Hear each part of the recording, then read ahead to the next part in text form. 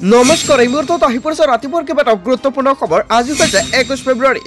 অসমৰ মুখ্যমন্ত্ৰী ডক্টৰ হিমন্ত বিশ্ব শৰ্মাই বিধানসভাত কেইবাটাও গুৰুত্বপূৰ্ণ মন্তব্য কৰিছে। লাখ লাখ কৃষকৰ একাউণ্টত চৰকাৰে প্ৰদান কৰিব 6,000 কোটি টকা। যদি আপুনি এজন PM কিষাণৰ হিতাধিকাৰী তেনে ক্ষেত্ৰত আপোনাৰ বাবে এটা ভাল খবৰ দিছে কেন্দ্ৰীয় চৰকাৰে। লগতে অসমৰ মুখ্যমন্ত্ৰী ডক্টৰ হিমন্ত বিশ্ব শৰ্মাই লাখ লাখ মহিলা গোটৰ একাউণ্টত 10,000 কোটি টকা সোমাই দিব। কিমান তাৰিখত টকা সোমাই দিব, লগতে কোন কোন মহিলাৰ একাউণ্টত টকাটো প্ৰদান কৰিব, ইয়াক লৈ কেইবাটাও গুৰুত্বপূৰ্ণ সিদ্ধান্ত গ্ৰহণ কৰিছে। লগতে অৰুণোদয় আঁচনিক লৈ কেইবাটাও ফল খবৰ দিলে মুখ্যমন্ত্ৰী ডক্টৰ হিমন্ত বিশ্ব শৰ্মাই। জনতাই পাব কেইবাটাও নতুন সুবিধা। লগতে কেইবাটাও ৰাজনৈতিক খবৰৰ লগতে অৰাজনৈতিক খবৰ যুগুত কৰা হৈছে। আজিৰ দিনটোত গোটেই অসম তথা ভাৰতৰ বিভিন্ন প্ৰান্তৰ পৰা যুগুত হৈছে কেইবাটাও ডাঙৰ খবৰ। এনেবোৰ খবৰ নিতৌ পাই থাকিবলৈ চেনেলটি ছাবস্ক্ৰাইব কৰি ভিডিঅ'টো এটা লাইক কৰিবলৈ নাপাহৰিব। আজিৰ আমাৰ প্ৰথম গুৰুত্বপূৰ্ণ খবৰ হৈছে অসমবাসীৰ বাবে এটা ডাঙৰ খবৰ। কৃষকৰ বাবে বিধানসভাত কেইবাটাও গুৰুত্বপূৰ্ণ মন্তব্য কৰা হৈছে। ধান আৰু সৰিয়হৰ ওপৰত কেন্দ্ৰীয় NSPৰ উপৰিও ৰাজ্য চৰকাৰে দিব ধনৰাশি। কেৱল ইয়াই নহয়, বৰপেটাৰ মাকৈটো দিয়া হ'ব NSP। বৰপেটাৰ মাকৈক লৈ কেইবাটাও গুৰুত্বপূৰ্ণ সিদ্ধান্ত গ্ৰহণ কৰিছে। প্ৰতিটো সমষ্টিতে হাইস্কুলসমূহৰ বাবে দিয়া হ'ব 8 কোটিকৈ টকা। ৰেচন কাৰ্ডত প্ৰথমবাৰৰ বাবে দাইল চেনি বজাৰৰ মূল্যতকৈ 10ৰ পৰা 25 টকা কমকৈ দিয়াৰ সিদ্ধান্ত গ্ৰহণ কৰিছে চৰকাৰে। হয় বন্ধু বান্ধৱীসকল, বিধানসভাত এটা নহয় দুটা নহয় 25 টকাকৈ ফল খবৰ দিলে আমাৰ অসমৰ মুখ্যমন্ত্ৰী ডক্টৰ হিমন্ত বিশ্ব শৰ্মাই। মহিলা উদ্যমিতা আঁচনিক লৈ ডাঙৰ সিদ্ধান্ত গ্ৰহণ কৰিছে। 27 লাখ মহিলাক 3 বছৰত 50,000 কোটি টকা প্ৰদান কৰি লাখপতি বাইদেউ গঢ়িব চৰকাৰে। আৰু ইয়াও অসমৰ মুখ্যমন্ত্ৰী ডক্টৰ হিমন্ত বিশ্ব শৰ্মাই ঘোষণা কৰিছে। কিন্তু কিমান তাৰিখত মহিলাসকলৰ একাউণ্টত প্ৰথম কিস্তি 10,000 কোটি টকা প্ৰদান কৰিব। বিহালীত 1 এপ্ৰিলৰ পৰা লাখ লাখ মহিলাৰ একাউণ্টত চৰকাৰে প্ৰদান কৰিব লাখপতি বাইদেউৰ ধন। আৰু ইয়াক লৈ মুখ্যমন্ত্ৰী ডক্টৰ হিমন্ত বিশ্ব শৰ্মাই ফাইনেল ডেট প্ৰকাশ কৰিছে। লগতে বিদ্যুৎ বিল 1 এপ্ৰিলৰ পৰা 1.50 টকালৈকে হেৰা পাব। বিদ্যুৎ বিলক লৈ এটা ভাল খবৰ দিলে। যদি আপোনাৰ বিদ্যুৎ বিল বেছি আহিছে তেনে ক্ষেত্ৰত আপোনাৰ বাবে এটা ভাল খবৰ। স্নাতক উত্তীৰ্ণ শিক্ষাৰ্থীৰ বাবে প্ৰেৰণাদায়ক বাৰ্তা দিয়াৰ কথা ঘোষণা কৰিছে। প্ৰতিখন গাঁৱলৈ 1 কোটি টকাকৈ দিয়াৰ বাবে আঁচনি গ্ৰহণ কৰাৰ চৰকাৰৰ হয় বন্ধু বান্ধৱীসকল। প্ৰতিখন গাঁওবাসীৰ বাবে 1 কোটি টকাৰ আঁচনি দিব চৰকাৰে। আৰু অসমৰ মুখ্যমন্ত্ৰী ডক্টৰ হিমন্ত বিশ্ব শৰ্মাই এই আঁচনিবোৰ কেনেকৈ আপুনি আবেদন কৰিব নিশ্চয় সবিশেষ জানিব পাৰিব। ভিডিঅ'টো সম্পূৰ্ণকৈ চাই থাকক। লগতে বিদ্যালয় নামঘৰ উন্নয়নৰ বাবে দিয়া হ'ব এই ধন। মাজুলী দলঙক লৈ ভাল খবৰ দিলে অসমৰ মুখ্যমন্ত্ৰী ডক্টৰ হিমন্ত বিশ্ব শৰ্মাই। হয় বন্ধু বান্ধৱীসকল, অৱশেষত মাজুলী দলঙক লৈ এটা ভাল খবৰ পাব 28 তাৰিখে জনতাই। তাৰপিছত অসমবাসী ৰাজুক জনাইছো আমাৰ পৰৱৰ্তী খুবেই গুৰুত্বপূৰ্ণ খবৰ। লগতে ডাঙৰ খবৰ, মুছলমানক লৈ বিধানসভাৰ মজিয়াত মুখ্যমন্ত্ৰী ডক্টৰ হিমন্ত বিশ্ব শৰ্মাৰ ডাঙৰ মন্তব্য। সাধাৰণ মুছলমান ড্ৰাগছ বেপাৰৰ লগত জড়িত নহয়। সাধাৰণ মুছলমান লাভ জেহাদৰ লগত জড়িত নহয়। সাধাৰণ মুছলমানে সত্ৰৰ মাটিও দখল নকৰে, কিন্তু বটদ্ৰৱাৰ মাটি দখল কৰিলে একশ্যন লোৱা হ'বই বুলি মন্তব্য কৰিছে অসমৰ মুখ্যমন্ত্ৰী ডক্টৰ হিমন্ত বিশ্ব শৰ্মাই। মুছলমানক লৈ বিধানসভাৰ মজিয়াত মুখ্যমন্ত্ৰী ডক্টৰ হিমন্ত বিশ্ব শৰ্মাৰ ডাঙৰ মন্তব্য। তাৰপিছত অসমবাসী ৰাজুক জনাইছো আমাৰ পৰৱৰ্তী খুবেই গুৰুত্বপূৰ্ণ খবৰ। লগতে ডাঙৰ খবৰ, বাগবাৰা সমষ্টিত জনতাক নালাগে অৰুণোদয় আঁচনি। বিধায়ক শ্বেৰমান আলীয়ে এই কথা উল্লেখ কৰিলে। হয় বন্ধু বান্ধৱীসকল, অৱশেষত এয়াও অসমৰ মুখ্যমন্ত্ৰী ডক্টৰ হিমন্ত বিশ্ব শৰ্মাই বিধানসভাত উল্লেখ কৰিছে। অৰুণোদয়ৰ বিপৰীতে শ্বেৰমান আলীয়ে বিচাৰিলে দলং আৰু কলেজ। পেটাৰ আয়ুক্ত বাগবাৰলৈ যাব জনতাৰ মতামত ল'বলৈ। জনতাৰ সৈতে অৰুণোদয় নলগা প্ৰসংগক লৈ আলোচনা কৰিব। জনতাৰ মতামতক লৈ সিদ্ধান্ত গ্ৰহণ কৰিব চৰকাৰে। দৰিদ্ৰ লোকৰ মুখৰ পৰা কিয় অৰুণোদয় আঁচনি কাঢ়িব বিচাৰিছে।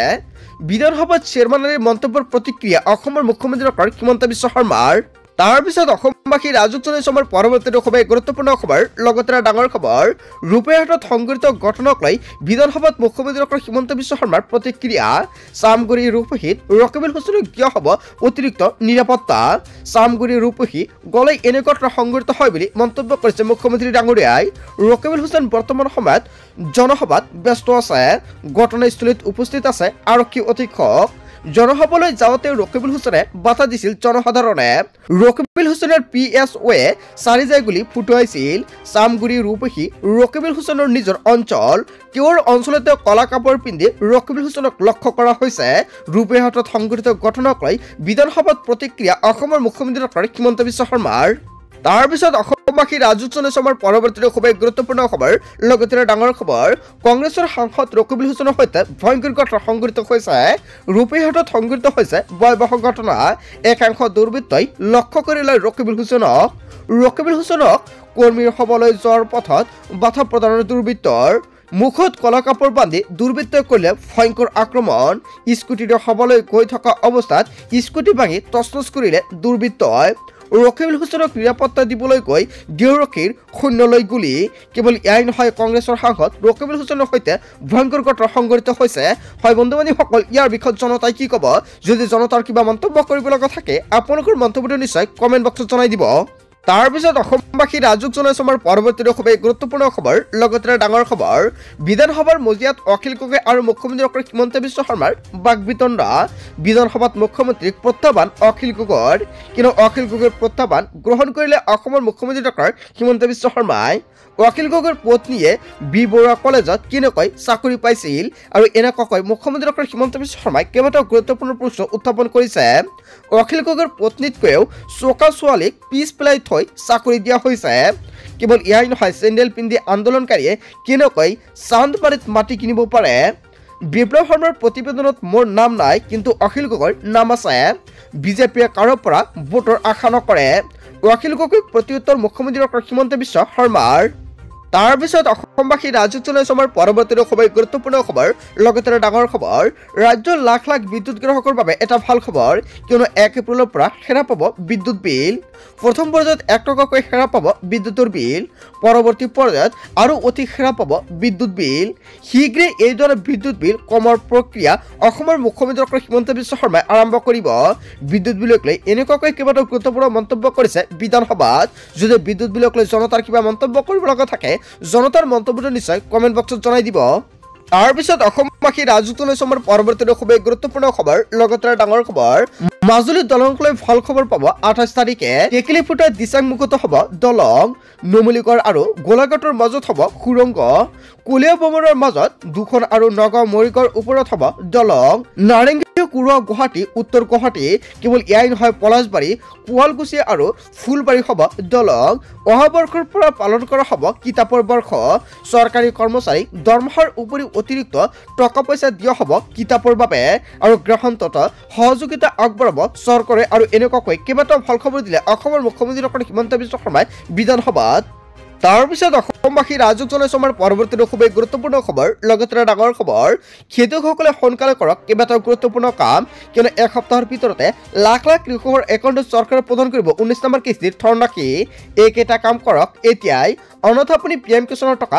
নাপাব আৰু মাত্ৰ এক সপ্তাহৰ ভিতৰতে লাখ লাখ কৃষকৰ একাউণ্টত চৰকাৰে প্ৰদান কৰিব PM কিষাণ 19 নম্বৰ কিস্তিৰ ধনৰাশি তালিকাত যদিহে আপোনাৰ নাম নাই তেন্তে এতিয়া কৰক অভিযোগ অন্যথা পিছত যদি টকা সোমোৱাৰ পিছত অভিযোগ কৰে আপুনি কিন্তু PM কিষাণৰ টকা নাপাব অভিযোগ কৰাৰ পিছতে আপুনি লাভ কৰিব PM কিষাণ 19 নম্বৰ কিস্তিৰ ধনৰাশি যদি আপুনি এজন কৃষক তেনে ক্ষেত্ৰত 24 তাৰিখে লাখ লাখ কৃষকৰ একাউণ্টত চৰকাৰে প্ৰদান কৰিব টকা মাজত মাত্ৰ 2টা দিন বাকী আছে PM কিষাণ এপৰ জৰিয়তে আপুনি চাব পাৰিব তালিকাত আপোনাৰ নাম আছে না নাই 24 ফেব্ৰুৱাৰীত কোটি কোটি কৃষকৰ একাউণ্টত সোমাব PM কিষাণৰ টকা পুৱাতেই 19 নম্বৰ কিস্তিৰ 2000 টকা লাভ কৰিব কোটি কোটি কৃষকে আৰু তাৰ বাবে এতিয়াই আপোনাৰ বেংক একাউণ্টটো আপডেট কৰক ডিবিটি যোগে লাখ লাখ কৃষকৰ একাউণ্টত চৰকাৰে প্ৰদান কৰিব টকা PM কিষাণ এপৰ জৰিয়তে কৃষকে কৰিব পাৰিব EKYC অনলাইন অথবা CSC চেণ্টাৰত গৈ কৰিব পাৰিব আপুনি EKYC মনত ৰাখিব নকলে নাপাব আপুনি PM কিষাণৰ টকা ইফালে বুৱা হিতাধিকাৰীসকলে আৰু ধন নাপায়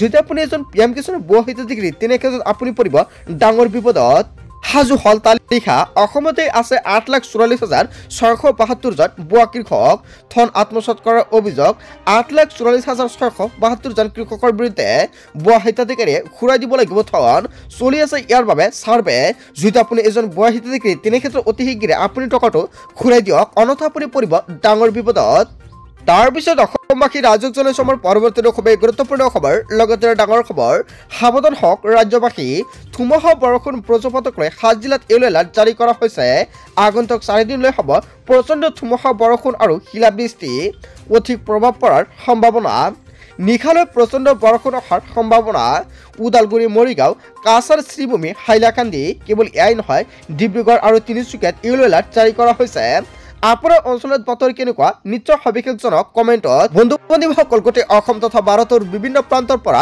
যুগুতোৱা হৈছে কেইবাটাও ডাঙৰ খবৰ। এনেবোৰ খবৰ নিতৌ পাই থাকিবলৈ চেনেলটি ছাবস্ক্ৰাইব কৰি ভিডিঅ'টো এটা লাইক কৰিবলৈ নাপাহৰিব। So thank you for watching full video.